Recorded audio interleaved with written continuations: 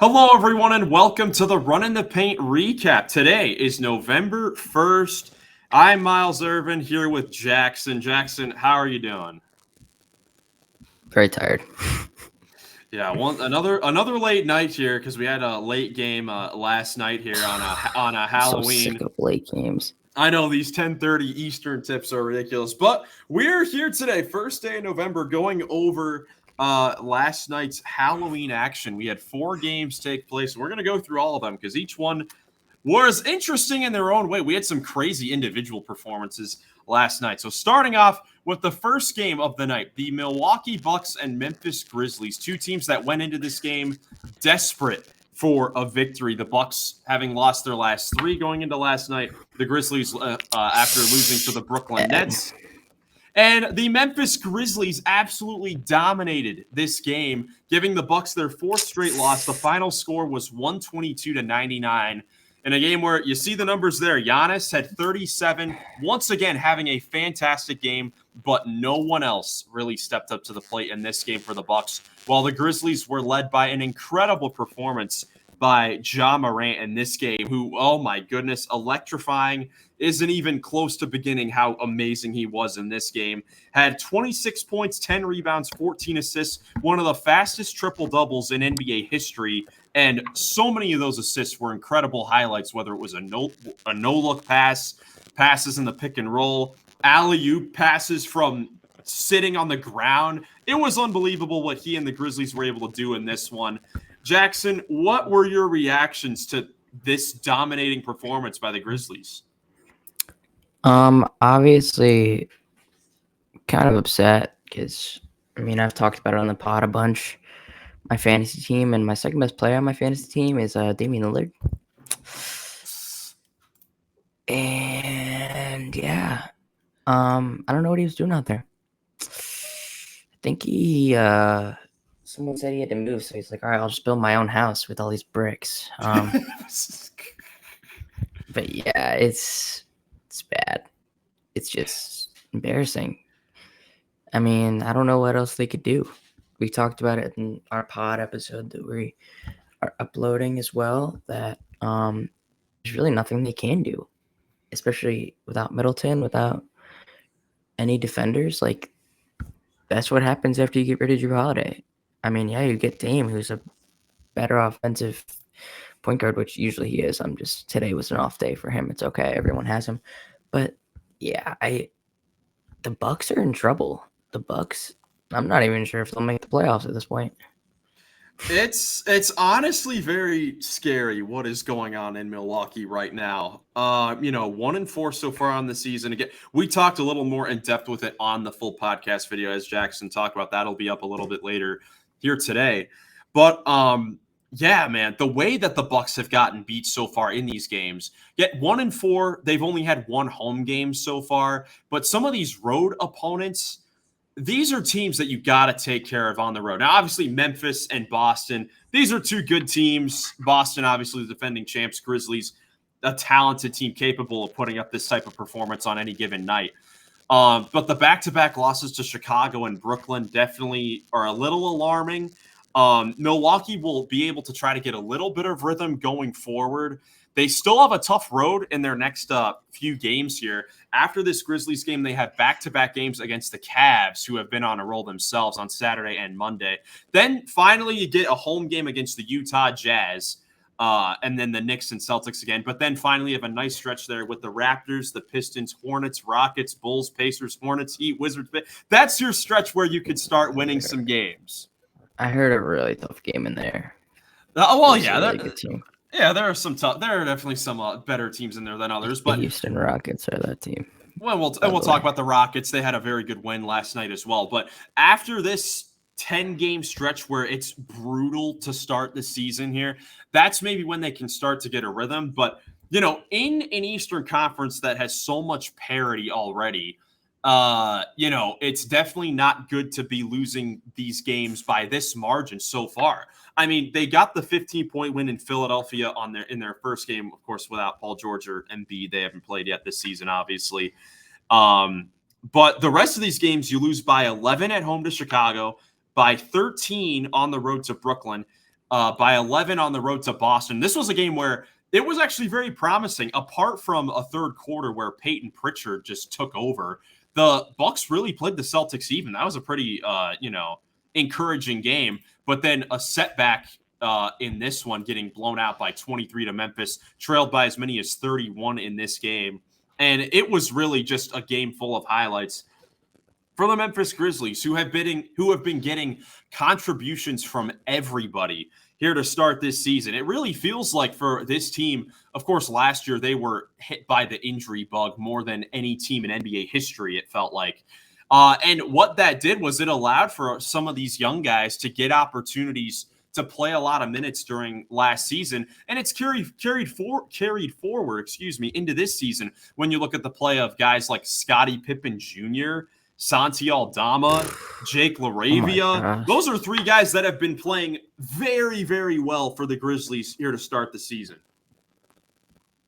Yeah, I think that's a good sign for them, because Ja, before this game, really wasn't having like his normal Ja type numbers season.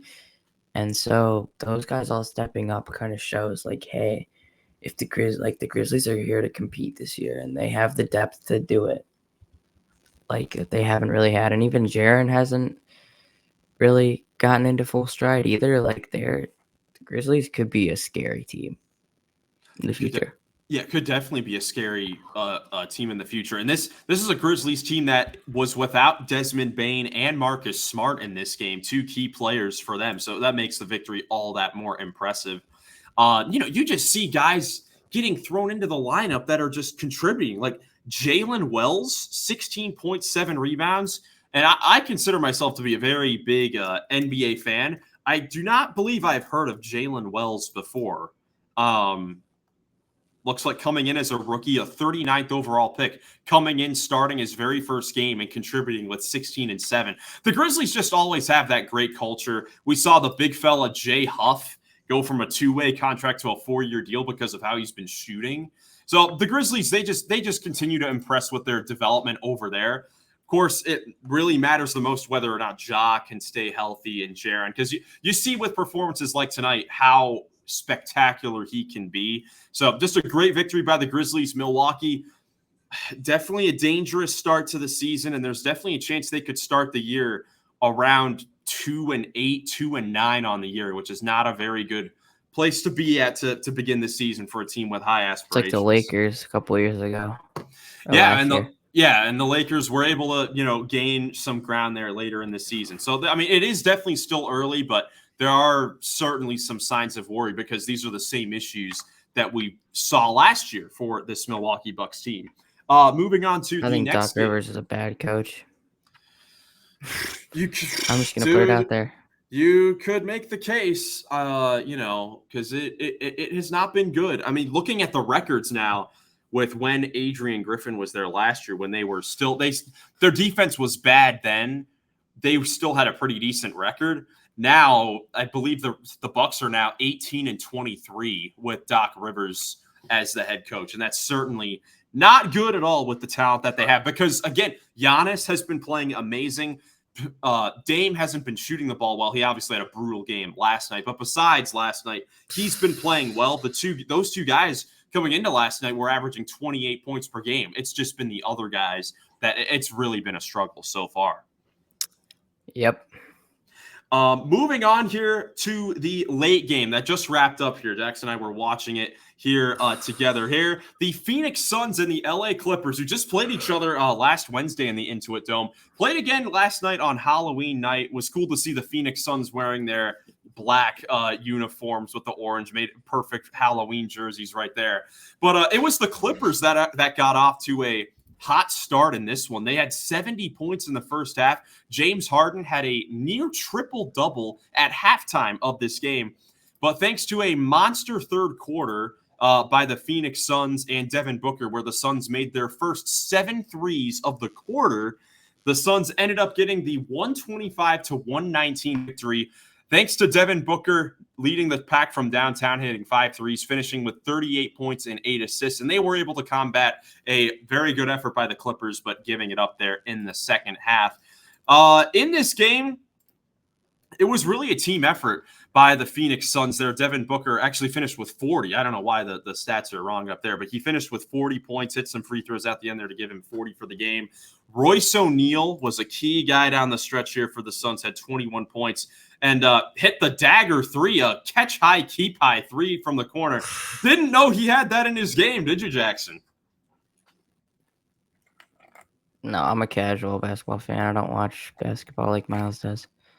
Well, I didn't think that was gonna happen either there, with Royce O'Neal there, but nobody did. Yeah, no, but Kevin Durant did his thing. I mean, he didn't take a lot of shots there, but was efficient when he did shoot it. Tyus Jones with the 11 assists. He continues to just be a great addition for them. And major shout out to one of the more impressive rookies, maybe the most impressive rookie so far, Ryan Dunn for the Phoenix Suns. Coming in this game, getting the start, 16 points, hits 4 of 9 from 3. This is a guy that I've said it before, in college, really could not shoot the ball from distance and has come in the NBA and is suddenly knocking down a whole bunch of threes while showing that athleticism, while being an excellent defensive player in the league to start his career. I mean, what he's been able to do for the Suns, it adds a whole new dimension now. He's an extra piece that we really weren't thinking about with the Suns heading into the season. Yeah, very true. And then on the Clippers side of things, you see James Harden did finish with a triple-double, 25, 10, and 13.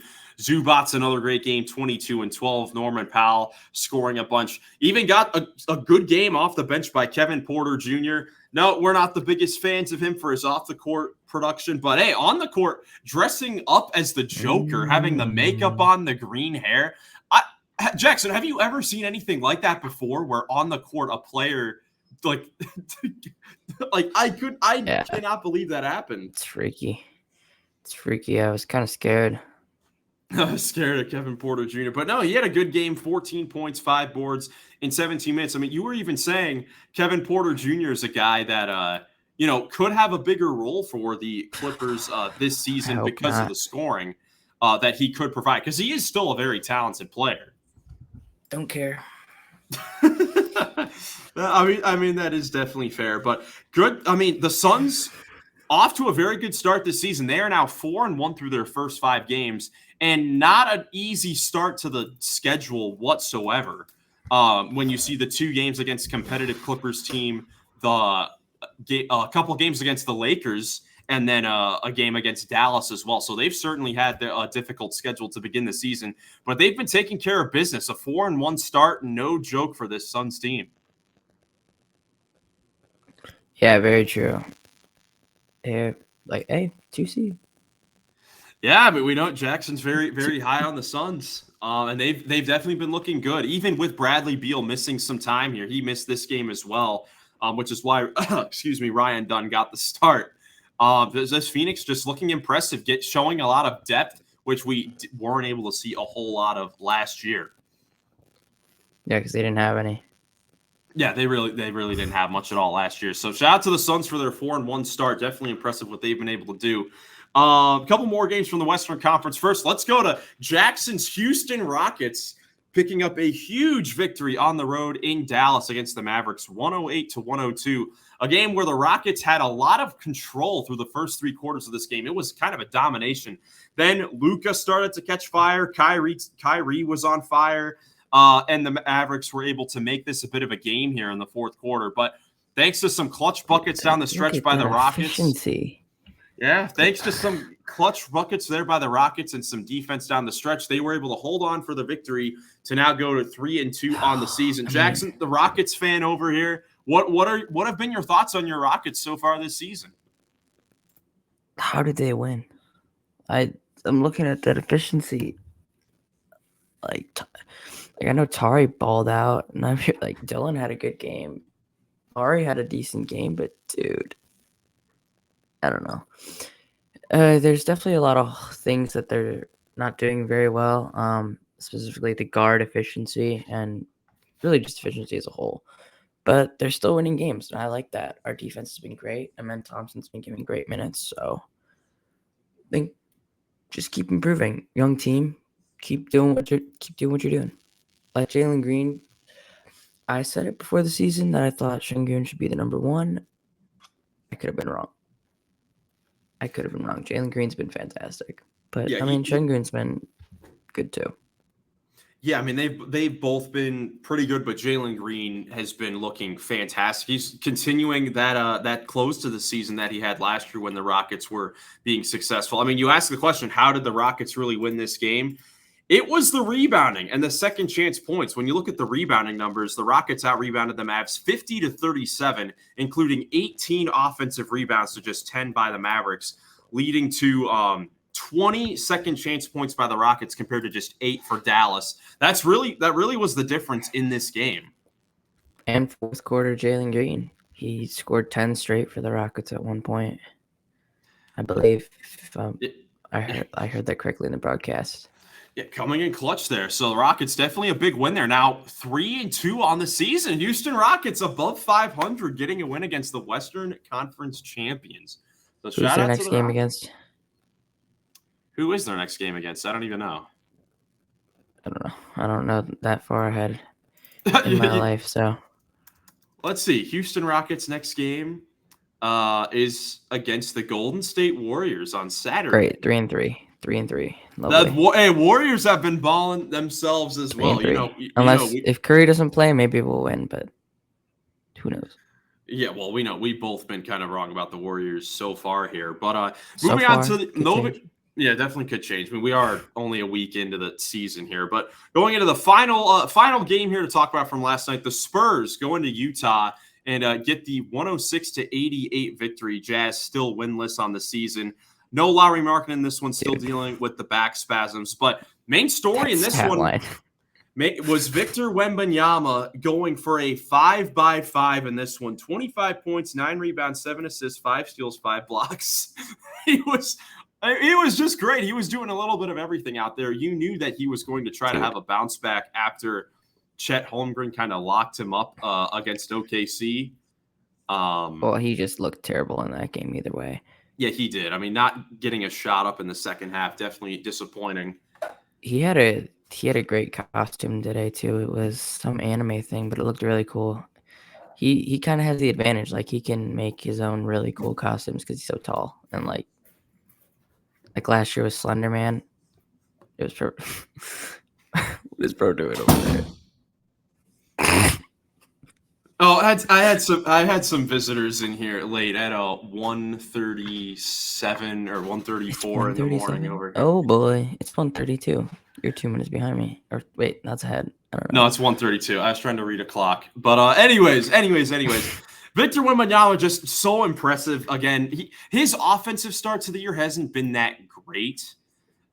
His shooting just has not been that good so far, but him having this great game, definitely huge for the Spurs to get a good win in Utah. Because, the Spurs, they are definitely going to try to be competitive. And I think the big story so far this year was how really the other guys for the Spurs had been playing pretty well. It was Wemby and Keldon Johnson who had just not been that great to start. But this game, Wemby, obviously a historic game. Becoming, what did you say? The third? What was the stat we heard for Wemby? Third player to have multiple 5-by-5 games of all time. Yeah, I don't know who the other two are. Incredible stuff there from Victor Wembanyama. So there's a look at all the games from last night on Halloween. Again, let us know in the comments your thoughts on all those games. I guess mainly if you're super worried about the Milwaukee Bucks like we are and their tough start to the season. Now it's time to get to the MVP of the night. And last night, for there only being 4 games, there were certainly a lot of candidates. We showed you all the high stat lines. In the end, we decided to go with Ja Morant for his highlight. You decided that. Game. I did. But hey, I had to, okay. especially today. It's okay. But no, Ja going for the triple-double in just 28 minutes of play for the ridiculous highlights he was able to have and just dominating a Bucks team that was looking to get a big victory. They were desperate for a win, and the Grizzlies and Ja Morant specifically just toyed around, with the Bucks in that game. I think Wemby's performance, it also did come against the Jazz. 5-by-5 still impressive, but going against the Jazz of all teams. So I think, Hey, don't sleep on the Jazz, man. The only team without a win. That's right. Wait, really? Yeah, they're now the only team without a win. That's kind of sad. now 0-5 on the season. So I will continue Lowry to stinks. I will continue to sleep on them. No question about it. But no, let us know again in the comments if you have a different MVP of the night. There were certainly a lot of candidates. Ja gets the nod here on Halloween night. Now, before we get out of here, as we always do, let's take a look at tonight's schedule of action. 9 games going on. First, the national doubleheader. First at 7 o'clock on ESPN, a first-round playoff rematch. The Orlando Magic, unfortunately, without Paolo Banchero now for the next month and a half, visiting the undefeated Cleveland Cavaliers. The Cavs will be looking to get their 6th straight victory to start the season. And then the nightcap, another playoff rematch, one that I'm sure Jackson and we're very looking forward to. The Denver Nuggets and the Minnesota Timberwolves. Again, at 9:30 on ESPN. The Nuggets who have been in a struggle bus of their own, besides Nikola Jokic, who's been amazing, going up against a Timberwolves team, who's playing pretty well, coming off of a loss themselves. They're going to look to bounce back there. And then the League Pass schedule. Decent amount of games here, 7 games on League Pass. None really that stand out too much, but what stands out There's to you? Some Jackson? gems on there, dude. The Bulls and Nets. Oh my gosh. The Bulls and the Nets. Hey, those are two teams that have been playing pretty well to start the season, so you never know. If people don't know, I watch all the bad games. Miles watches the good games. I watch the bad games. Yeah. Well, no, honestly, dude, that Celtics Hornets game could be very fun. I would not be surprised if that came down to the wire. Pistons Knicks, though, defensive teams. Yeah, 2 of the lowest paces in the NBA. That could definitely be an ugly one for sure. Jane Ivey, 45-point game. Yes. Fantasy team. But yes, there's a look at all of the games here tonight. If you guys enjoyed the video, leave a like, subscribe for more NBA content. Thank you guys so much for watching. Also, make sure to check out the full Run in the Paint podcast that we're posting up later today. Won't have another recap video until next Tuesday here. Going to take the weekend off to try to relax and recover here. But definitely looking forward to getting back into it on the full podcast again on Tuesday. Again, thank you guys so much for watching. Hope you enjoyed the video. Have a great rest of your day, and we will catch you in the next one.